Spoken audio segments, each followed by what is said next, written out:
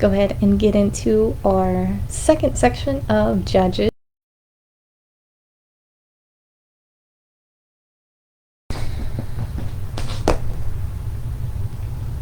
And we have a new page of quotes here.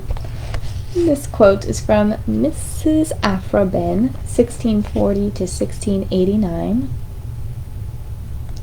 And it reads, "Faith, sir, we are here today and gone tomorrow." This is from the Lucky Cherise, the Lucky Chance. My penmanship, I'll tell you what. I'll read it again. "Faith, sir, we are here today and gone tomorrow." All right. So if this does not go perfectly with the reading that we'll go over today, it does. Short answer, it does. So we are going to talk about just that. The Israelites' faith, here today and gone tomorrow. They forget and then they remember when they go through the pain and the suffering. But we have, well, like we mentioned, the leaders that step up and remind everybody. They are the warners. They are the people that remember. They are the leaders. So let's get into it, starting out with chapter 3, verse 7. "The Israelites did evil in the eyes of the Lord. They forgot their Lord God and served the Baals and the Asherahs. But when they cried out to the Lord, he raised for them a deliverer, Othniel, son of Kenaz, Caleb's younger brother, who saved them. So the land had peace for 40 years, until Othniel, son of Kenaz, died. Again the Israelites did evil in the eyes of the Lord, and because they did this evil, the Lord gave Eglon, king of Moab, power over Israel.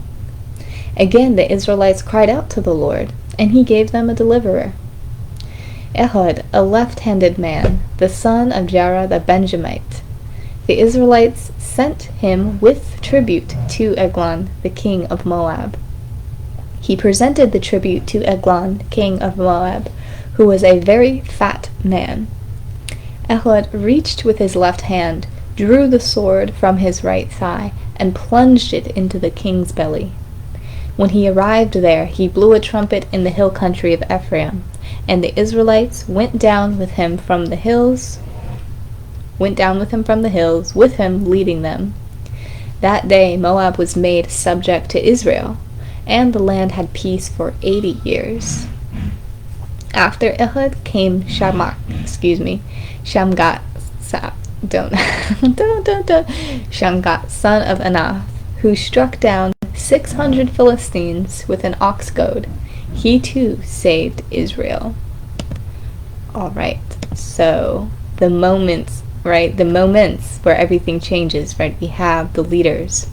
And what inspires these leaders to become spirited with the Lord and the remembrance of the Lord is actually the people themselves, the entire group of the Israelite community crying out to the Lord. On each occasion it is described here that they cry out to the Lord, like all of a sudden they remember, oh, we forgot, but now we remember. Maybe the Lord was seen as kind of like an ancient god, or like a grandpa, the God our ancestors worshipped, but now we're in modern times. Now we don't do that anymore.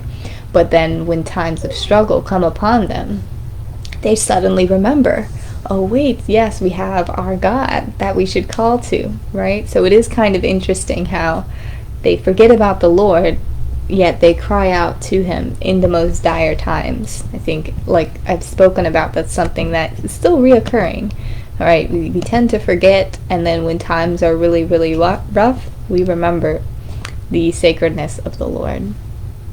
So yes, we have the leaders, and something that we'll notice about the book of Judges, the author is very descriptive with his words. He'll describe people like left-handed, this person was fat, that sort of thing. That's something that physical traits aren't something that we really are familiar with. We usually are familiar with the demographics of a person, or maybe even their spiritual traits from books prior. But now we're going to be introduced into more physical descriptors of people. At least this is what I noticed here in this section. We can see if it's going to be a reoccurring theme. But yes, so we have leaders. We have Othniel. We have Ehud.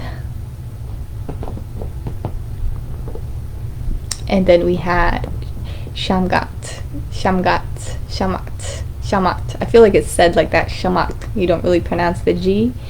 So we have 3 different leaders that we talked about in this section over a span of over 120 years.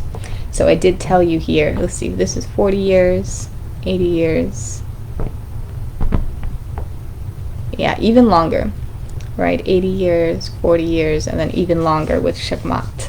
So I told you this book was going to span over a time period. So even though it can seem like rapid oscillation or, falling into forgetfulness and then remembering, it's actually spanning over quite some time.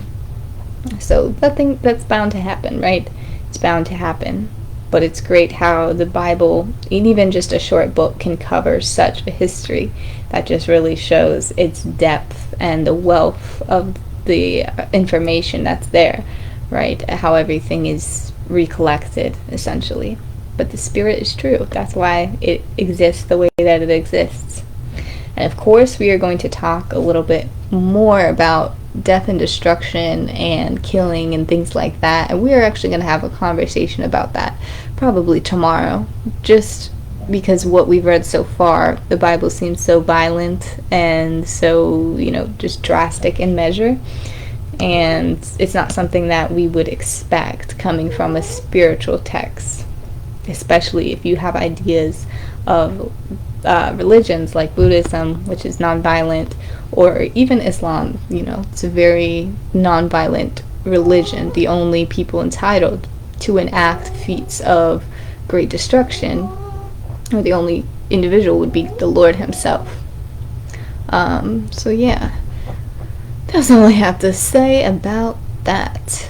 We're going to go ahead and get into our 3rd part tomorrow. It's already written, and I actually have a plethora of time today. I'll probably transcribe some more, just so we can get through Judges in a timely fashion. Thank you all for listening.